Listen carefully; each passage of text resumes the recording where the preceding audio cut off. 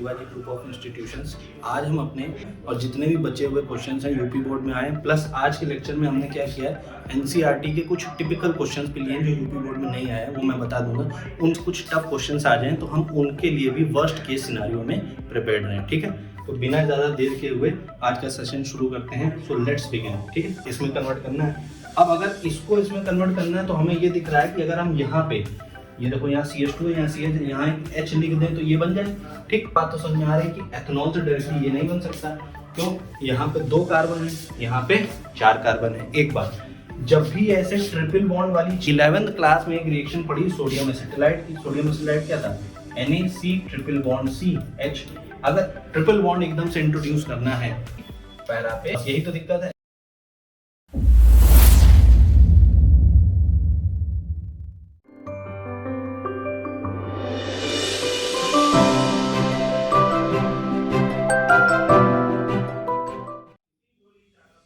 Welcome back dear friends, welcome to Shivaji group of institutions. आज हम अपने जो चैप्टर है हेलो एल्केन हेलो एरिन्स का 4th लेक्चर देखेंगे। ये लास्ट लेक्चर होगा और जितने भी बचे हुए क्वेश्चंस हैं यूपी बोर्ड में आए, प्लस आज के लेक्चर में हमने क्या किया है, एनसीईआरटी के कुछ टिपिकल क्वेश्चंस भी लिए हैं जो यूपी बोर्ड में नहीं आए हैं, वो मैं बता दूंगा। उनको भी देखेंगे कि इन केस कुछ टफ क्वेश्चंस आ जाएँ तो हम उनके लिए भी वर्स्ट केस सिनारियो में प्रिपेयर्ड रहें, ठीक है।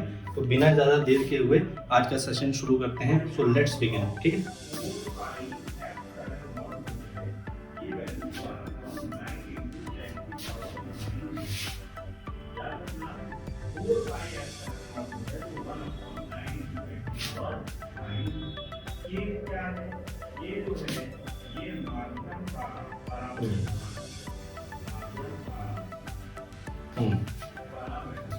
तो आज हम ये देखेंगे लॉन्ग आंसर टाइप क्वेश्चंस।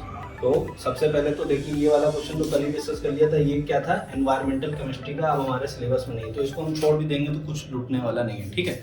ये पिछले साल तक था, आपको पता है 2023 से सिलेबस चेंज हो गया है, तो पिछले साल का और इस साल के सिलेबस में अब ये नहीं है। ये वाले देखते हैं, फॉलोइंग कन्वर्जन, जो मुझे लग रहा है थोड़े टफ हैं और हम इनको अगर एक बार प्रैक्टिस कर लेंगे तो आपको एक रिलेटिव ईज आ जाएगी पेपर में जाने से पहले।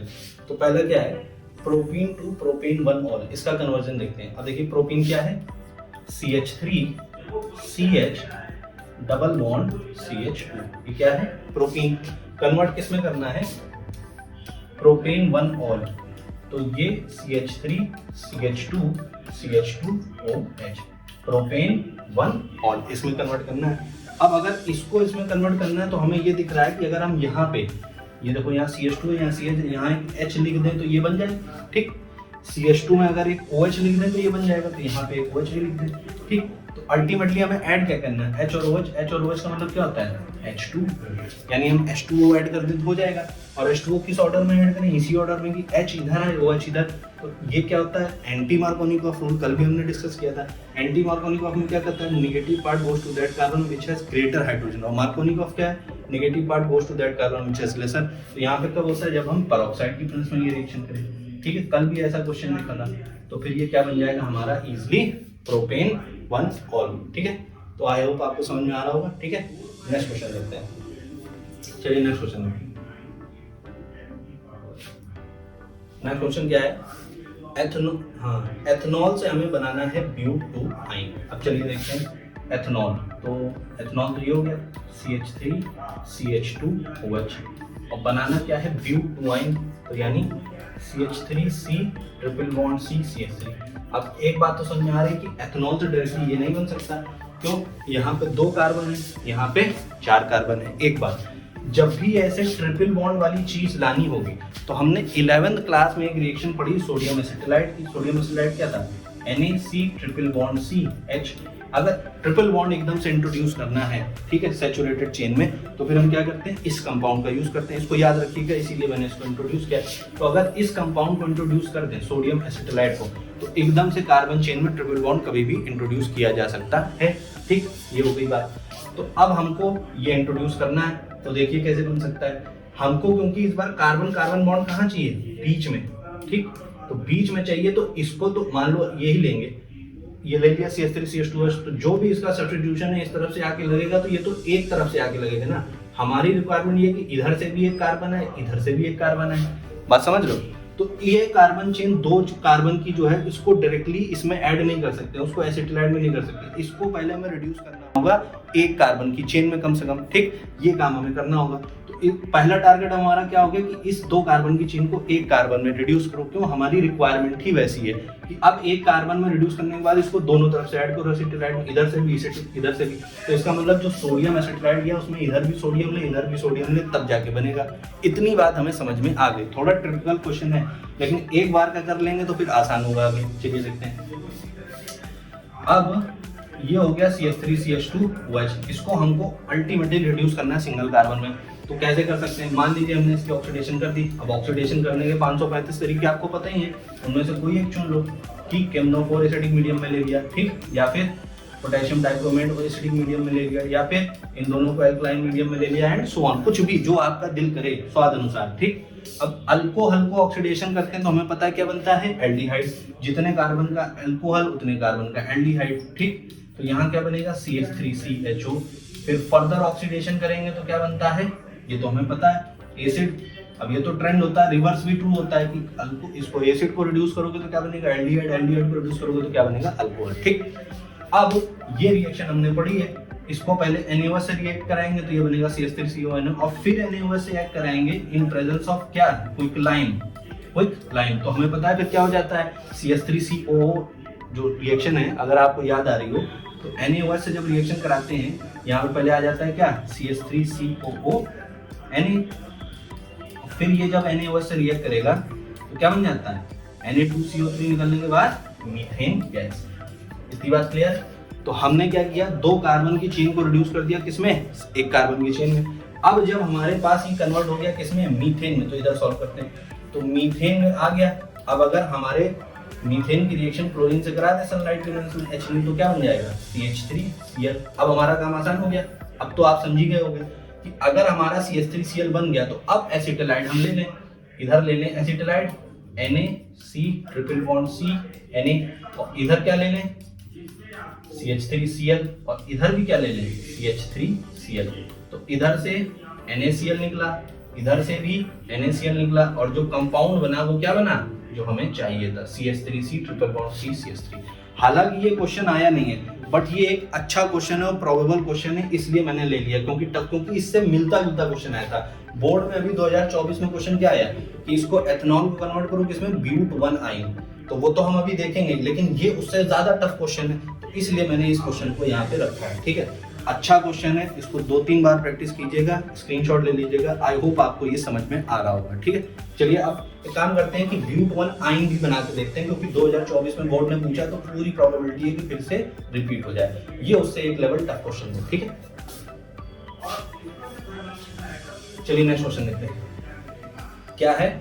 अभी मैंने क्या कहा कि अब एक बार ब्यूट-1 आयन वाला भी देख लेते हैं, क्यों, क्योंकि 2024 में वो आया है। तो वही फिर से वही बात, एथेनॉल को इसमें कन्वर्ट करना है। पहली बात तो ब्यूट-1 आयन होता क्या है, पहले बना लें CH3CH2C ट्रिपल बॉन्ड CH।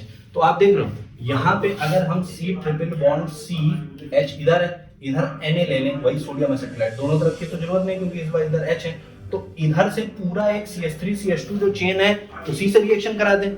यानी इस बार कार्बन को रिड्यूस करने की जरूरत या आवश्यकता हमें नहीं पड़ेगी, क्योंकि Na है। अगर यहाँ पे CH3CH2Cl आ जाए, आप देख पा रहे हो, अगर इधर किसी तरह से CH3CH2Cl आ जाए तो ये NaCl निकल जाएगा और ये चेंज होकर क्या हो जाएगा, यही तो हो जाएगा CH3CH2C ट्रिपल बॉन्ड CH।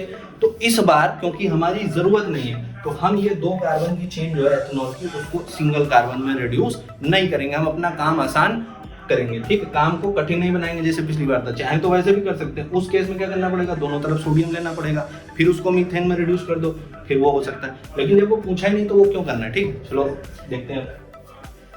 सबसे पहले CH3CH2OH, इसको किस में कन्वर्ट करना है, इथाइल क्लोराइड में। तो अब इसके पता है हमें 3 तरीके तो हमारे पास ही हैं। कौन कौन से, PCl5 से रिएक्शन करा दो, या PCl3 से रिएक्शन करा दो, या SOCl2 थाइनिल क्लोराइड से करा दो। ये रिएक्शन हमने अल्कोहल चैप्टर में पढ़ी और फिर से देखेंगे, ठीक।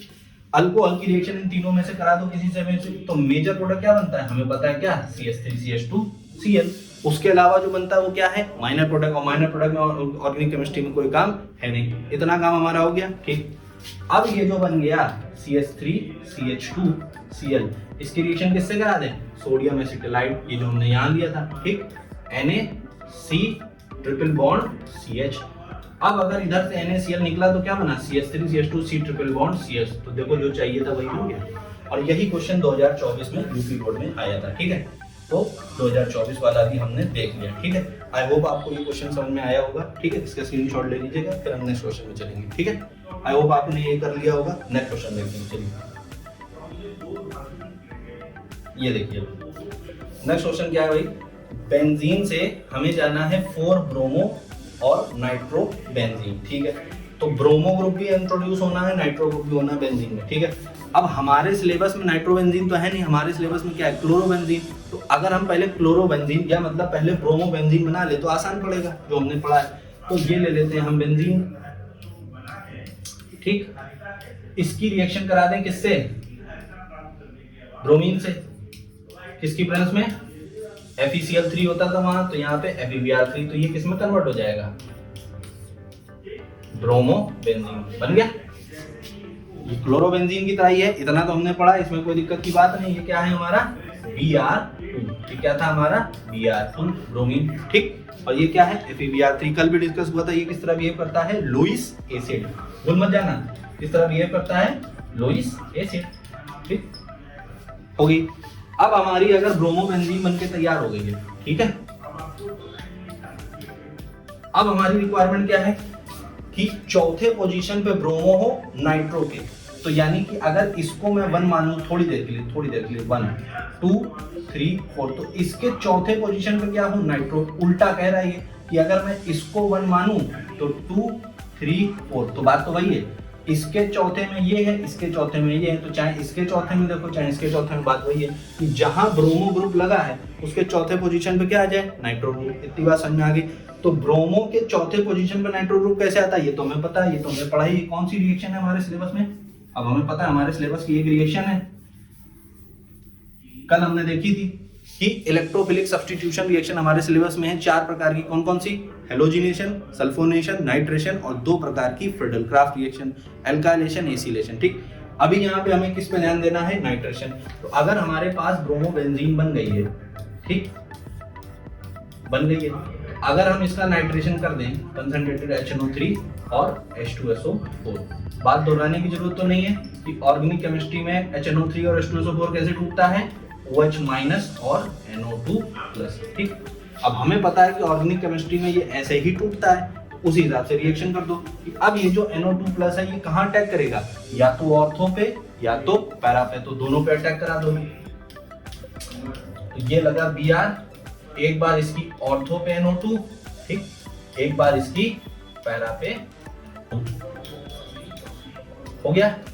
अब ये बात कल भी हुई थी कि पैरा वाला हमेशा क्या होता है? Major product. क्यों होता है? क्योंकि यहाँ पे स्टेरिक हिंड्रेंस कम है भाई, यहाँ पे अटैक करने के लिए कोई रुकावट नहीं, जबकि यहाँ पे अटैक करना तो इधर से अगर NO2 आएगा तो इतना बड़ा Br ग्रुप लगा है जो रास्ते में इसको रुकावट पैदा करेगा, तो उसको क्या बोलते हैं? ये टेक्निकल वर्ड स्टेरिक हिंड्रेंस। तो due to less steric hindrance ये पैरानाइट्रो वाला जो कंपाउंड है हमारा क्या बन जाएगा? मेजर प्रोडक्ट, ठीक है। तो आई होप आपको यहाँ तक समझ में आ रहा होगा, इसका स्क्रीनशॉट ले लीजिएगा, ठीक है। नेक्स्ट क्वेश्चन पे फिर चलते हैं थोड़ी देर में। तो चलिए नेक्स्ट क्वेश्चन देखते हैं, ठीक। ये वाला आई होप आपने कर लिया होगा। तो नेक्स्ट क्वेश्चन क्या है? हाँ, यहाँ तक हो गया हमारा। बेंजाइल अल्कोहल से हमें जाना है 2 फिनाइल एथनोइक एसिड। तो देखिए भाई, बेंजाइल अल्कोहल तो हमें पता ही है क्या होता है, ये है, ये बेंजीन CH2OH, ये क्या है? Benzyl alcohol. इससे जाना कहाँ है? दूसरे नंबर के कार्बन से फिनाइल जुड़ा है और है एथनोइक एसिड। तो एथनोइक एसिड पहले बनाते हैं हम। एथनोइक एसिड क्या होता है? CH3COOH। अब नंबरिंग करोगे तो 1 फंक्शनल ग्रुप 2, तो इस 2 नंबर के कार्बन से फिनाइल जुड़ा है यानी C6H5, और अगर इससे C6H5 जुड़ा तो एक कार्बन, एक हाइड्रोजन कम हो जाएगा, 3 हो जाएगा 2। यानी हमको बनाना क्या है? C6H5 CH2 COOH। इतनी बात समझ में आ रही है? पहले हमारी रिक्वायरमेंट क्लियर होना जरूरी है। हमें शुरू करना है बेंजाइल अल्कोहल से और हमें जाना कहाँ है? 2 फिनाइल एथनोइक एसिड। ये होता है एथनोइक एसिड और उसके जो दूसरे नंबर का कार्बन है जो उसका दूसरा नंबर का कार्बन है उससे क्या करना है, हमें फिनाइल ग्रुप जोड़ देना है। तो पहला काम हमारा ये होता है कि ये कंडीशन हमें क्लियर होनी चाहिए कि हमारी रिक्वायरमेंट क्या है और हमें करना क्या है। ठीक है, तो इतनी चीजों को आप समझ लीजिए और स्क्रीनशॉट ले लीजिए, फिर आगे चलते हैं। ठीक,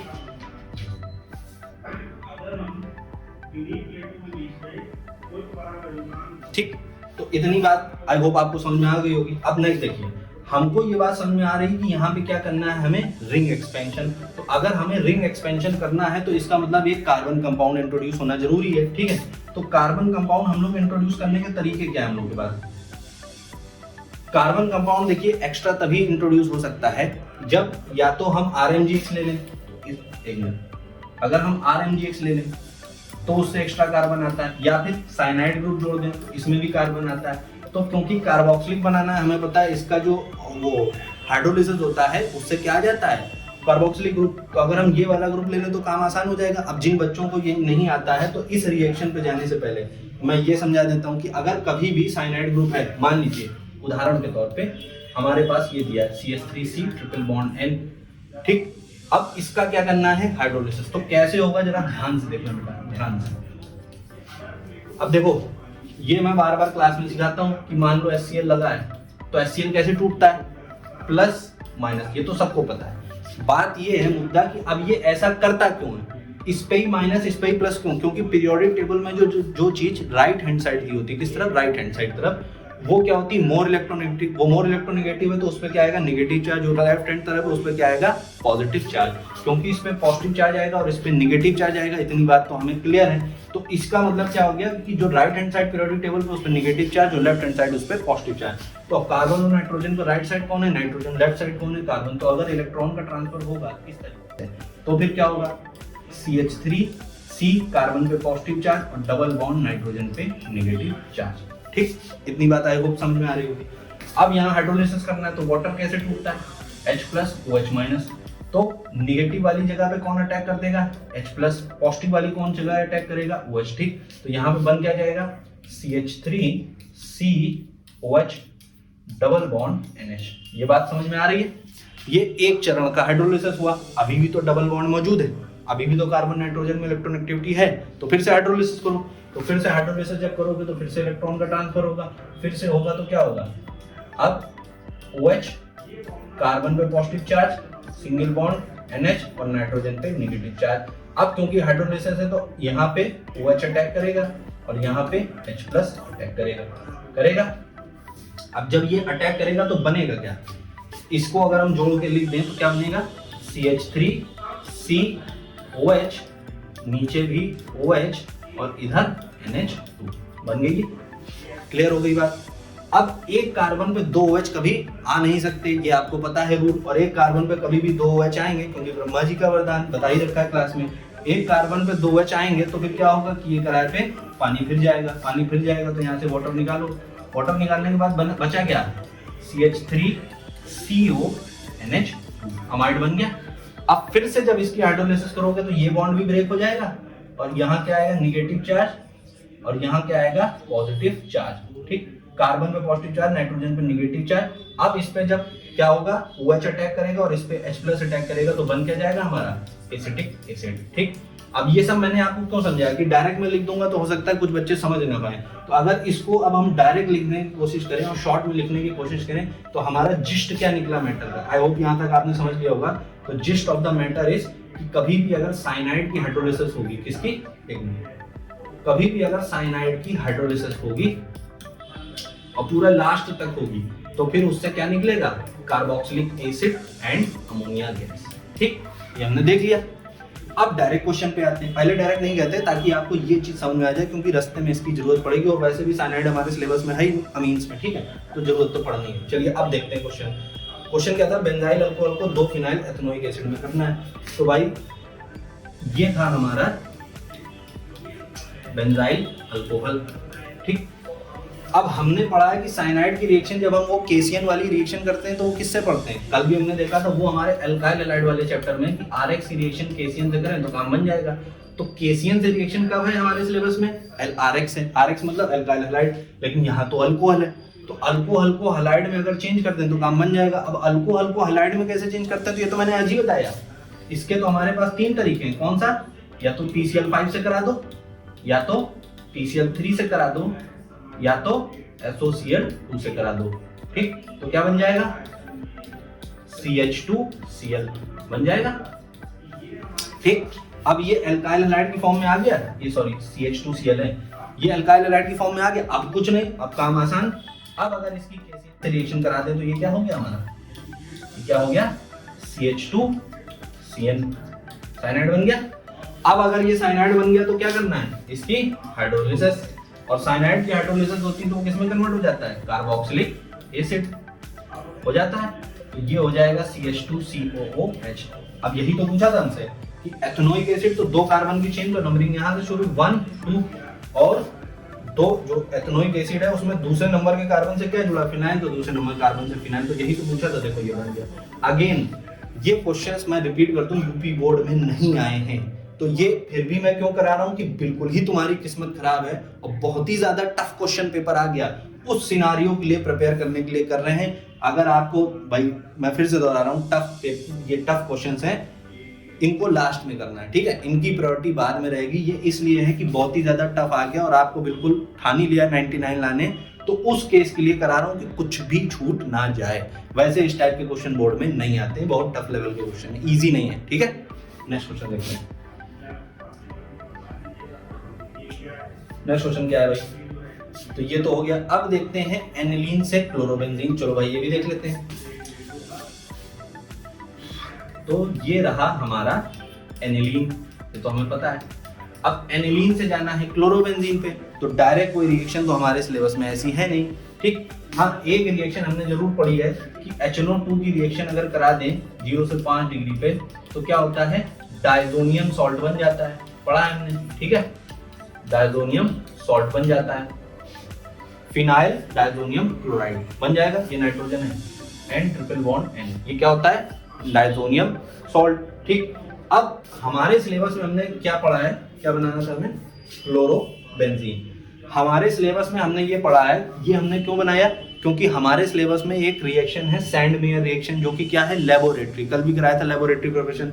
उसमें क्या होता है कि ये बेंजीन डायजोनियम क्लोराइड से क्या बनाते हैं, क्लोरोबेंजीन। आप समझिए हम यहाँ से क्यों गए, क्योंकि हमें अल्टीमेटली घूम फिर के अपने सिलेबस की ही रिएक्शंस को यूज करना है। अब सिलेबस में क्लोरोबेंजीन किससे है, डायजोनियम क्लोराइड से, लैब प्रिपरेशन है, तो हमने क्या कर लिया, एनिलीन को कन्वर्ट कर लिया बेंजीन डायजोनियम क्लोराइड में। अब ये हो गया, अब इसके बाद तो काम आसान हो गया।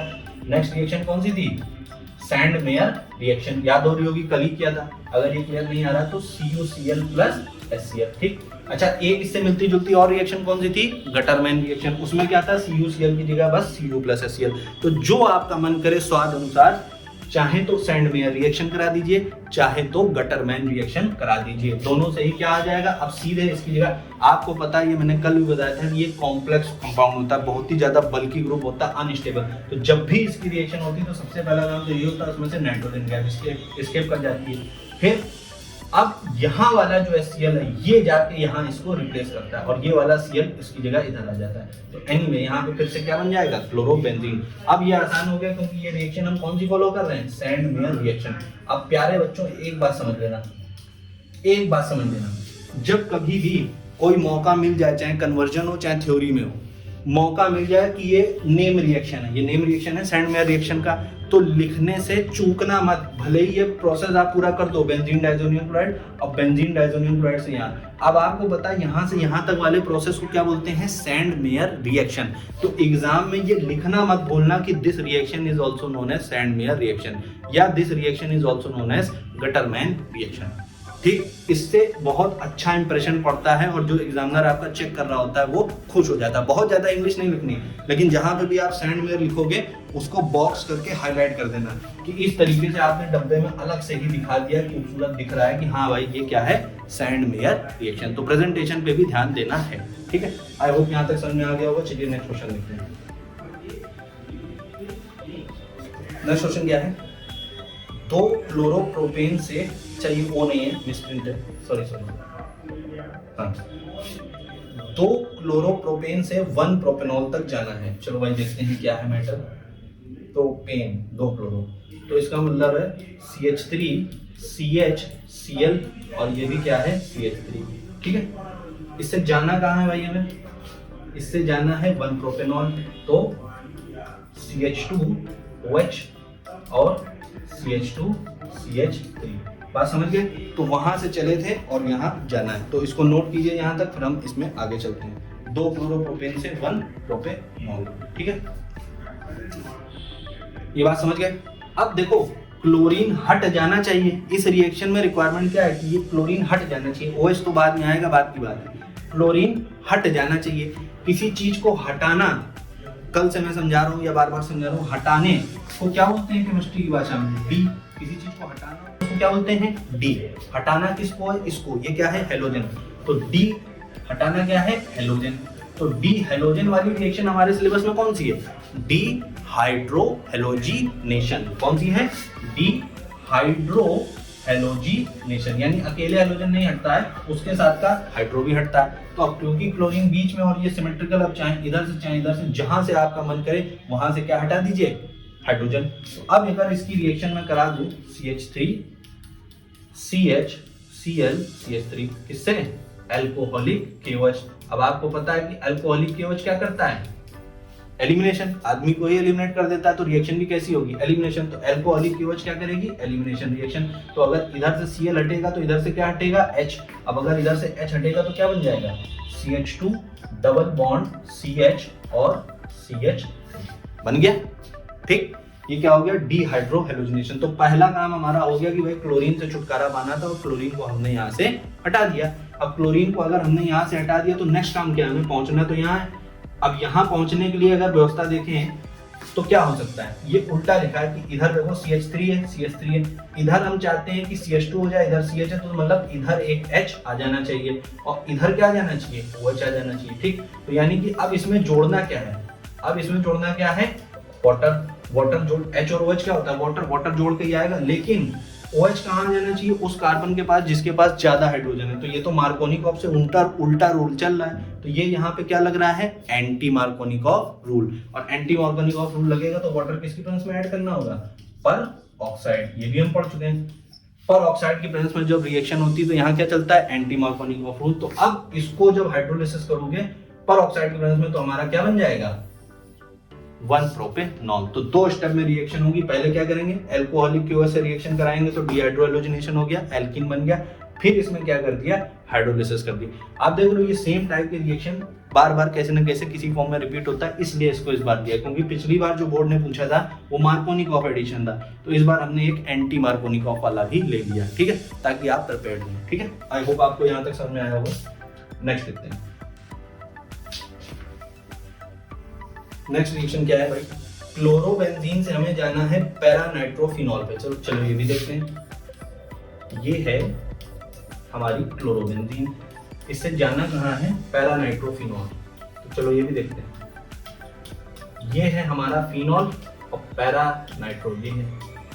तो क्लोरोबेंजीन से पैरानाइट्रोफिनॉल पे जाने के लिए प्यारे बेटे और बेटियों, ये बात तो हमें समझ में आ रही होगी कि सबसे पहला काम है कि क्लोरीन की जगह OH आए, NO2 तो बाद में देखेंगे बात। हमारे सिलेबस में फिनॉल भी ये भी है, तो हमें ये पता होना चाहिए कि क्लोरीन से फिनॉल कैसे जाएंगे।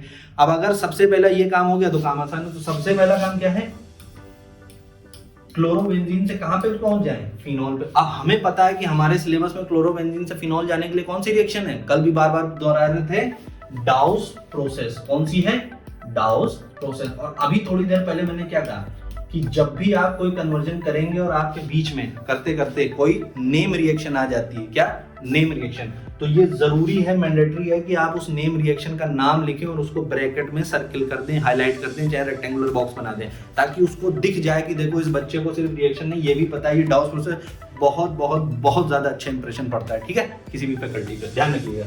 तो अब क्लोरोबेंजीन है तो पता है हमें भाई डाउस प्रोसेस, तो NaOH से रिएक्शन होगी तो क्या बनेगा। अब अगर इसको आपको नहीं आता तो चलो मैं सिखा देता हूँ सिंपल, फिर से रिवीजन के तौर पे। ये C6H5Cl, ये NaOH, ठीक। ये कैसे टूटेगा, माइनस प्लस, ये कैसे टूटेगा, प्लस माइनस, हो गया। माइनस वाला इसको रिप्लेस कर देगा तो यहाँ पे क्या आ जाएगा, OH। तो एक तरीके से यहाँ OH आ जाना चाहिए। लेकिन आप वही ये बात कल भी बताई थी कि फिनॉल कैसा होता है, एसिडिक। फिनॉल कैसा होता है, एसिडिक। और अगर तुरंत फिनॉल बना है टेस्ट ट्यूब में तो NaOH तो आपने डाला ही है, NaOH तो ऊपर से डाल ही दिया है, तो NaOH डाला है तो जैसे ही फिनॉल बना वो वापस किससे रिएक्ट कर जाएगा, NaOH से। अब ये है एसिड, ये है बेस, तो ये क्या हो जाएगा, एसिड बेस के बीच में न्यूट्रलाइजेशन रिएक्शन। तो ये कैसे होता है, प्लस माइनस, ये कैसे होता है, प्लस माइनस, तो ये कर दो H प्लस OH माइनस, ये इधर, तो ये बन जाएगा ONA, बन गया ONA। ठीक, अब इसके बाद क्या करते हैं, डाइल्यूट HCl से इसकी रिएक्शन कर देते हैं, और डाइल्यूट HCl से रिएक्शन करने के बाद ये क्या बन जाता है, फिनॉल। ठीक, आई होप आपको यहाँ तक तो समझ में आ गया होगा। तो पहला काम तो हमने अचीव कर लिया कि क्लोरोबेंजीन से क्या बना दिया, फिनॉल। अब बुक में मैंने जैसे कल भी बताया था ये इतना लंबा नहीं दिया होता है, ठीक है।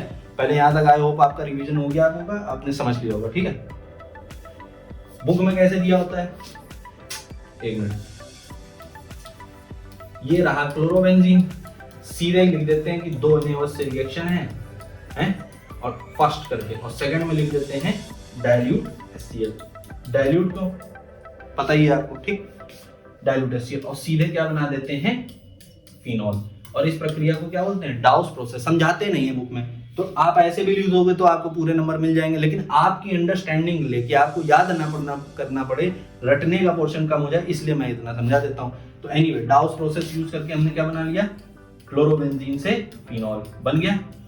अब हमें कहाँ जाना था, पैरा नाइट्रोफिनॉल। तो ये फिनॉल के पैरा पोजीशन पे नाइट्रो ऐड करना है, तो पैरा पोजीशन पे नाइट्रो ऐड करना तो बहुत ही आसान है, कैसे, डाइल्यूट HNO3 लेंगे। ठीक, अगर हम कंसंट्रेटेड HNO3 लेंगे तो क्या हो जाएगा, पिक्रिक एसिड। ध्यान रखना है, फिनॉल में कंसंट्रेटेड HNO3 ले लेते हैं तो क्या बनता है, पिक्रिक एसिड। तो हमें क्या लेना होगा, डाइल्यूट HNO3। डाइल्यूट HNO3 लेंगे तो फिर से वही बात, ये कैसे टूटेगा, OH माइनस NO2 प्लस। अब NO2 प्लस है, एक बार ऑर्थो पे अटैक होगा, एक बार ऑर्थो पे अटैक और एक बार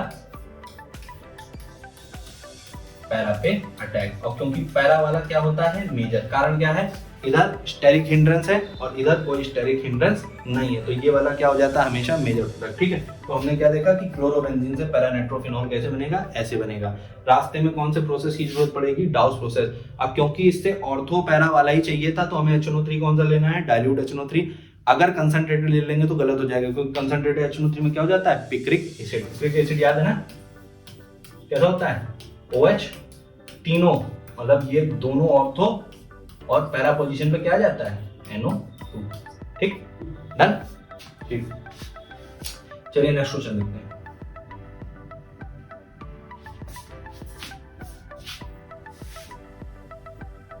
हाँ, ये वाले देखते हैं। अब ये भी 2023 में क्वेश्चन आए थे, तो ये भी एक एक करके देखते हैं, ठीक है। यूपी बोर्ड में 2023 में आया था। Right the IUPAC names of following. तो पहला कंपाउंड देखते हैं। पहला कंपाउंड क्या है भाई, बना लेते हैं। देखो CH3, ऐसे CH3CH double bond CH CH CH3 Br। इसको ऐसे भी लिख सकते हैं, बस यही तो दिक्कत है,